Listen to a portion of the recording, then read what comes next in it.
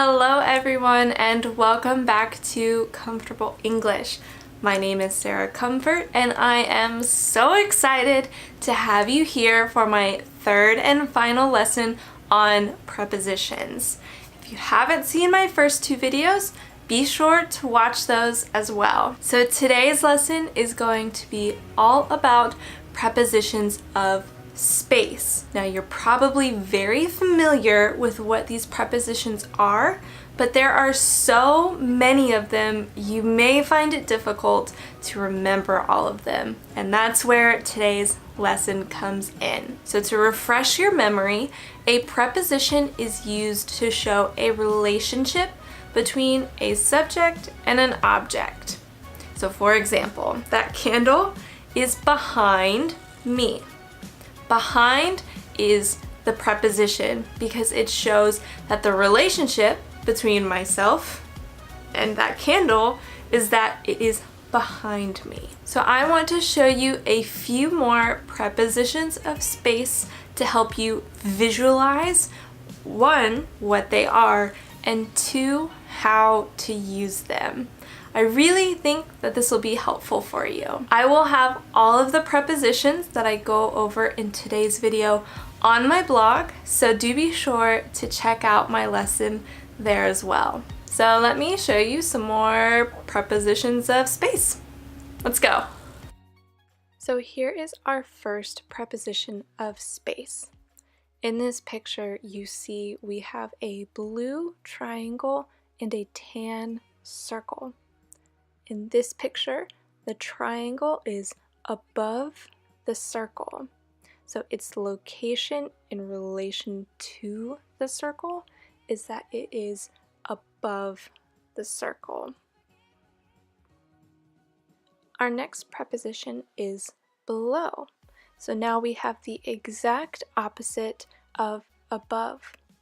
In this picture, we have the blue triangle below the tan circle.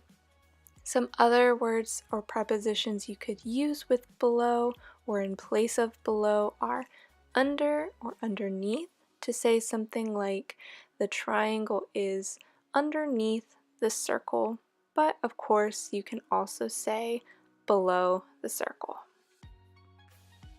Now you probably recognize this preposition from the previous example in this video with the calendar, but this preposition is behind. So in this picture, the triangle is behind the circle.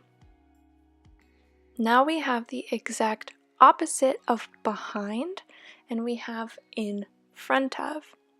So now our triangle is in front of our circle. You could also say that the circle is now behind the triangle. So behind and in front of are exact opposites. Here is an interesting preposition, and it is between. So as you can see, we have two triangles and one circle, and the circle is in the middle of the two triangles, or it is between the two triangles. This next preposition may be a little difficult, but it is next to. So in this picture, you will see that the triangle and the circle are very close together. You could use this preposition to say that the triangle is next to the circle. Next to just indicates that two objects are very close to each other, but maybe not necessarily touching. Now the preposition near is used when two objects are close to each other, but maybe not as close as they were when they were next to each other.